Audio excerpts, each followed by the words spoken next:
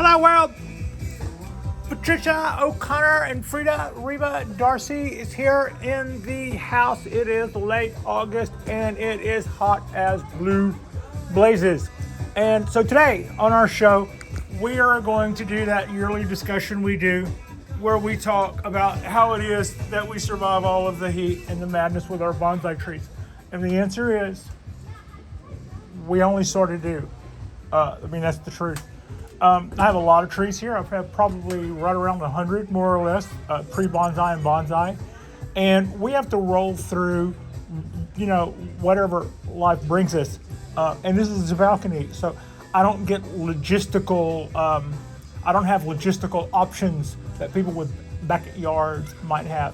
So what we do in the summer is also kind of helpful to what other people would do in the summer. Bonsai trees, you will look at trees and think, well, the pine trees in the front yard don't die every time the temperatures get to be 100. Pine trees in the front yard are not in bonsai pots. So we have to be very, very mindful of how many resources those trees are holding at any one time. And it's up to us to make sure that it's up to us to ensure that we're doing a good job. One thing that tells me I'm doing a good job is those tiny little trees you just saw me water there. Those are Mame. Those are the most susceptible. That size bonsai is the most susceptible to extreme weather. Those tiny little pots can get so hot that they will make a higher ratio of heat and livable than a large pot. This is going to have a lot of substrate in it. And if the outside of the pot gets as hot as the outside air, which is 90 degrees, further down in there, it's still cooling off, and the average out is the thing might be uncomfortable, but it doesn't kill it. Not so those little guys. They can succumb early. They're hedge against death. And this is also proof positive that we're doing a pretty good job because you don't see a lot of losses there. Some of them look happier than others, but everybody's screaming.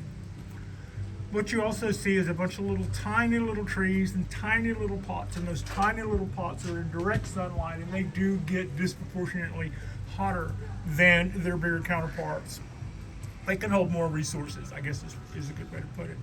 But what they are also doing is sitting in a tray of substrate. That allows them to put an escape route out of the bottom of their little drainage holes, which helps them hedge against not enough water or not enough whatever. And that also kind of adds to the ratio on the cooling side over the hot side. Whatever that temperature of that moist substrate below the pot is, so too is the temperature of that root. And that just kind of increases their lifeline. Now let's move up. Let's move up to from our mames to our show hens. And I'm seeing about the same. But I'm also seeing probably our first loss. Yeah, this is probably my first loss over heat.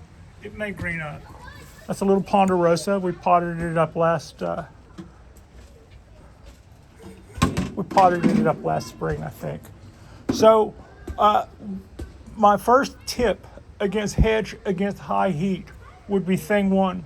Take your smaller trees and make sure that their tiny little pots aren't just getting to be 100 degrees under themselves. That little pot at 100 degrees is a 100 degree oven, and the tiny little tree wouldn't survive that. So maybe rotating them, maybe wiping them down with cool water on the outside of the pot to bring that temperature down. Those are all things you could do. You could also take something that would, some people have recommended foil. That will bounce light up and cause the tree to get lit in places where it's normally not lit, and that will sunburn it. So, I wouldn't try to fix it with mirrors or something ultra reflective, but if you wanted to throw an old t-shirt down on the exposed side of that pot, that might not be a bad idea. Also, when you're checking your weather and you know that you're in for a warm day, water early. Some of the smaller trees and also some of the bigger ones might actually take up all that water, and you may get an opportunity for a second watering. That second watering is a second opportunity to cool down. I'm not a fan of overwatering necessarily to try to cool my trees unless you come in and you've been caught off guard and you walk out and you see a bunch of wilted stuff and it looks watered. I would still try to cool all that down, pronto.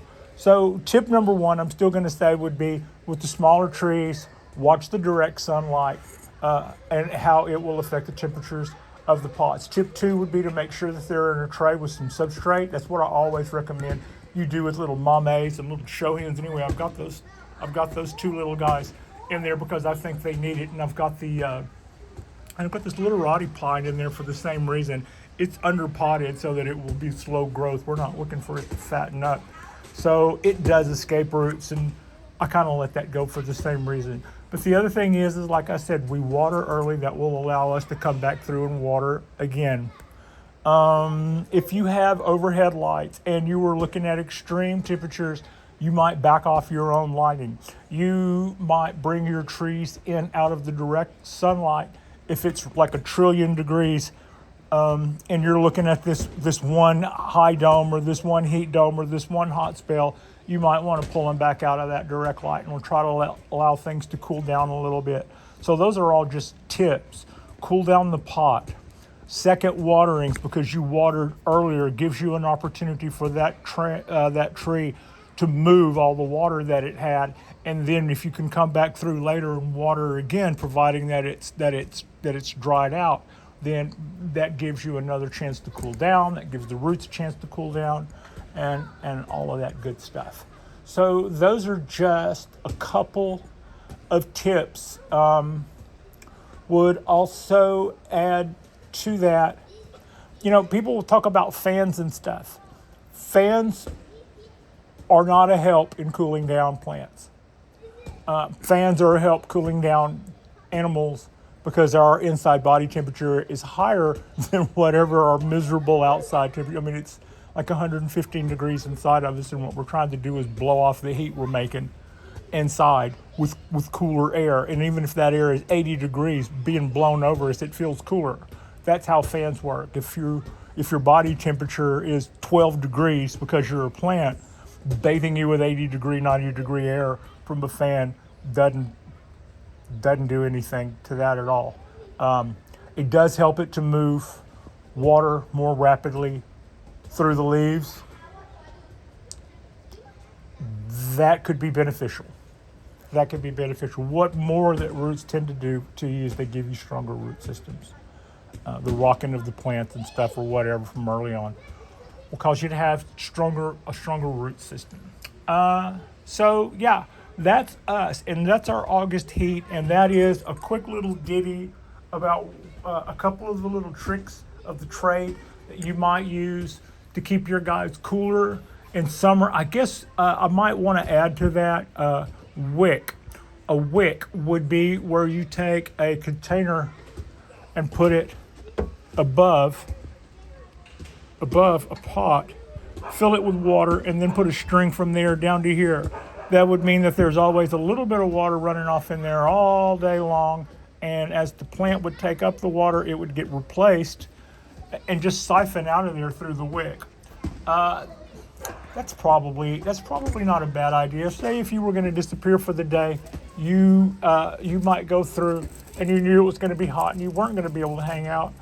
You might water early and then just fill up that little bowl next to 2 or 3 plants and throw some shoestrings in there and throw the other end around the base of your tree and call that your second watering. Okay, like and subscribe if you guys haven't already. It's the end of August. I have been laid to waste by a case of shingles. I was lazy and didn't get my shot. I am not anti-science. If you are, get over it and get your damn shot. I wouldn't wish this on anybody. Can't say it enough. 100% preventable. Yeah, but that's the way it goes, and we're back. We're glad to be back, and this is one of our first videos. We went back to work earlier this week, and this is our first day off, and this is our first break. And the next day or so, possibly tonight or tomorrow, we will do a little Japanese black pine repotting. We've got some of our seedlings that we planted from seed. Those guys are going to start making their way into the bonsai vortex. I'm pretty excited about that. We were all there together. We popped seeds and they're going to become, one or two of them, we're going to start letting those become bonsai trees. I appreciate you. Frida appreciates you. Thank you so much for watching, and thank you for worrying about me. I kept getting notices from you guys going, "What's up? What's up?" I know you like to do stuff, and you're not doing nothing. Yeah, no, I wouldn't wish this on anybody. Get your damn shingle shot. I'll see you soon. Thank you so much for watching.